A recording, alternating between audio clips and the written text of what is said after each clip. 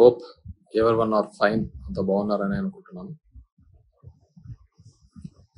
So ఈ couple of days తర్వాత అసెంబ్లీలో జరిగిన పరిణామాలు కానీ లేకుంటే బయట జరుగుతున్న పరిణామాలు కావచ్చు, జస్ట్ అలా షేర్ చేసి మాట్లాడదామనే ఉద్దేశంతో ఈ వీడియో పెట్టడం జరుగుతుంది.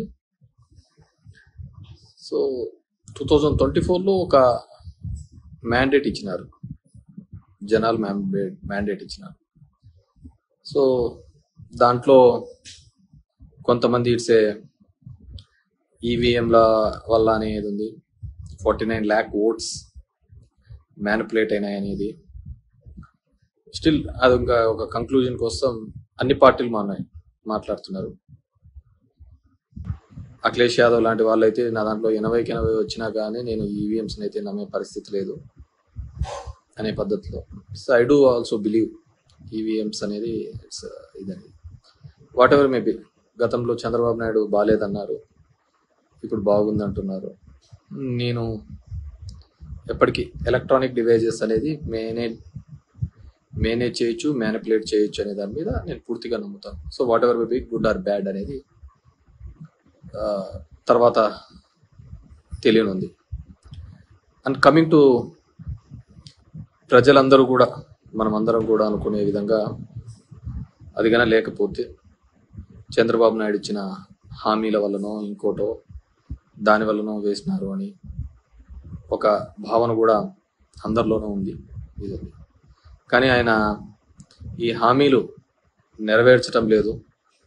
ముఖ్యంగా అమ్మఒడిని కావచ్చు, ఇలాంటివి అవన్నీ తీసేస్తున్నాడు అని చెప్పేసి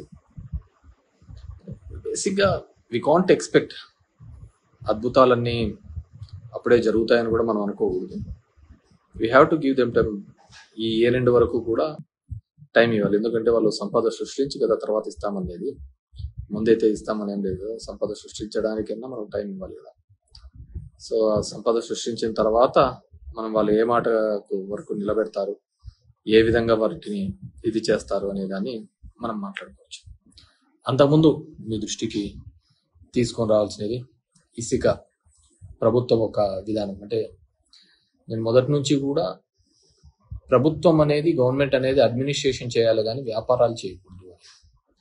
దాంట్లో 2 బిగ్ మిస్టేక్స్ వచ్చి, ఒకటి ఇసుక, మందు. ఆ 2 వ్యాపారాలు గవర్నమెంట్ చేయాల్సిన వ్యాపారాలు కాదు, అది థర్డ్ పార్టీ చేయాల్సిన వ్యాపారాలు. మనం అడ్మినిస్ట్రేషన్ చేయాలి. దానివల్లనే మొత్తం చెడంతా మూట కట్టుకున్నామనే ఒక అపవాదం ఉంది. స్టిల్ ఈ గవర్నమెంట్ కూడా అదే కంటిన్యూ చేస్తుంది. వాళ్ళు ఏదైతే మారుస్తామన్నారో వాటిని మార్చకుండా తిరిగి అదే కంటిన్యూ చేయడం జరుగుతుంది. ఇట్స్ వాళ్ళ ఇది. ఇసుక అనేది ఉచితం అన్నారు, అదే విధంగా దొరుకుతాయని మనందరికీ తెలిసింది. బట్ మేబీ ప్రజల చేత ఎన్నుకోబడి ఉంటే we have to give time for them. వాళ్ళకు కూడా టైం ఇచ్చి దాని మీద ఏ విధంగా రియాక్ట్ అవుతారు, ఏ విధంగా చేస్తారు, చేయకపోతే ఒక ప్లాట్ఫామ్స్ మీద ఏ విధంగా మన రెస్పాండ్ కావాలా, మహిళలకి ఇచ్చే దాంట్లో వచ్చి ఏ పథకాల గురించి. సో దాని గురించి మనం పెద్దగా ఆలోచించాల్సిన అవసరం లేదు. దాని గురించి ఇది అనేది నా ఫీలింగ్. అయితే నేనైతే ఈ ఇయర్ ఎండ్ వరకు కూడా వాళ్ళకి ఇవ్వాలి, టైం ఇవ్వాలి. ఇప్పుడు రోజు మనం ఉన్నప్పుడు చేస్తూ ఉంటే అప్పుల వారం అని, మంగళవారం అని అంటుంది. ఇప్పుడు చూస్తుంటే దగ్గర 32,000 కోట్లు డిఫరెంట్ రూపాల్లో తీసుకొని వచ్చాం. మరి అది ఎక్కడ ఖర్చు పెడుతున్నారో, ఎవరు ఖర్చు పెడుతున్నారో, ఎలా ఖర్చు పెడుతున్నారో కూడా తెలియటం లేదు. అది దాని గురించి ఒకటి.